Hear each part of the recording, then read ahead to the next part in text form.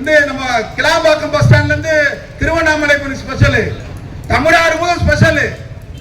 இவ்வளவு ஆண்டு காலமாக போக்குவரத்து கழகம் தான் மக்களுக்கான பண்டிகை காலங்களிலும் ஒவ்வொரு மாதமும் ஒவ்வொரு வாரத்தில் இறுதி நாட்களிலும் சிறப்பு பேருந்து இயக்கம் நடத்தி கொண்டிருக்குது.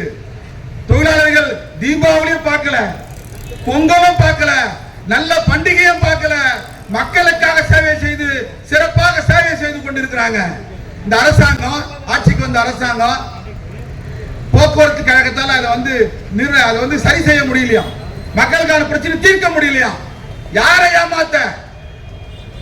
ஏமாத்த இன்னைக்கு கிளாம்பாக்கத்துல இப்ப வருகின்ற பொங்கல் ஸ்பெஷல் இன்னைக்கு பாத்தீங்கன்னா நம்முடைய அரசு போக்குவரத்து கழக பேருந்து நிற்க வைத்து தனியார் பேருந்தில் ஏற்றி அனுப்பக்கூடிய ஒரு கேவலமான வேலை இந்த அரசாங்கம் செய்து கொண்டிருக்கிறது.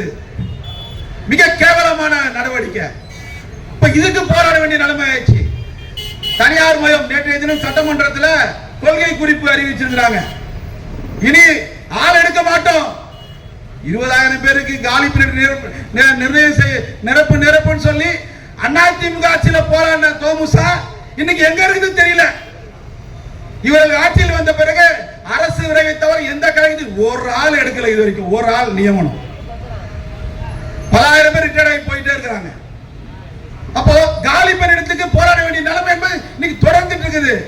சரி, ஆள் எடுப்போம் சொல்லி இப்போ ஒரு அரசாணை வந்தது. அந்த அரசாணையில ஆள் எடுப்பாங்க பாத்தீங்கன்னா 25% காலி பணியிடத்தை மட்டும்தான் பூர்த்தி செய்வோம். மிச்சம் 75% தனியார் ஒப்பந்த முறை. நேற்றைக்கு மாநகரத்தில் 25,000 சம்பளத்துக்கு ஓட்டுநருக்கு வேலை, நடத்துனருக்கு வேலை ஏலம் போட்டுட்டான். சென்னையில் கூட 32 டெபோக்கு ஏலம் போட்டாச்சு.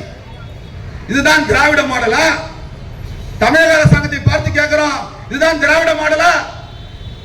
இளைஞர்களுக்கு சமூக பாதுகாப்புடைய வேலையை கொடுப்பது திராவிட மாடலா, இல்ல கான்ட்ராக்ட் மூலமா வேலை கொடுப்பது திராவிட மாடலா? மாநகரத்தில் ஏற்கனவே கடந்த ஆண்டு முதல் கான்ட்ராக்ட் தொழில் வேலை பார்க்கறாங்க. ஒர்க் ஷாப் டிரைவராக கான்ட்ராக்டர் வேலை பார்க்கறாங்க. இப்ப நாம கூட அந்த தொழிலாளியை அவங்களோட பிரச்சனைகளை கேட்போம், ஒரு கூட்டம் நடத்தணும். இப்ப இன்னைக்கு இந்த கூட்டத்துக்கு வர்றதுக்கு முன்னால அந்த தொழிலாளர்கள் வாட்ஸ்அப்ல என்ன போடுறாங்க, இன்னைக்கு தேதி 9, இன்னைக்கு வரைக்கும் சம்பளம் தரல. அவங்களுக்கு 22,000 சம்பளம். வார ஓய்வு என்பது அவங்களுக்கு இல்ல. வார ஓய்வு எடுத்தா சம்பளம் இல்ல, கட் பண்ண.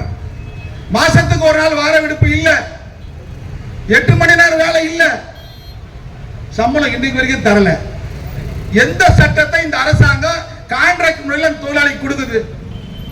நாம் இந்த தமிழக அரசாங்கத்தை பார்த்து கேட்கிறோம், நம்முடைய மாண்புமிகு தமிழக முதல்வரை பார்த்து கேட்கிறோம், போக்குவரத்து அமைச்சரை பார்த்து கேட்கிறோம். இதுதான் திராவிட மாடலா? கான்ட்ராக்ட் முறையில ஆளை எடுத்து ஒரு 9 நாள் 10 நாள் போன வாரம் 15ஆம் தேதி சம்பளம் கொடுத்தாங்க. இதுதான் திராவிட மாடலா?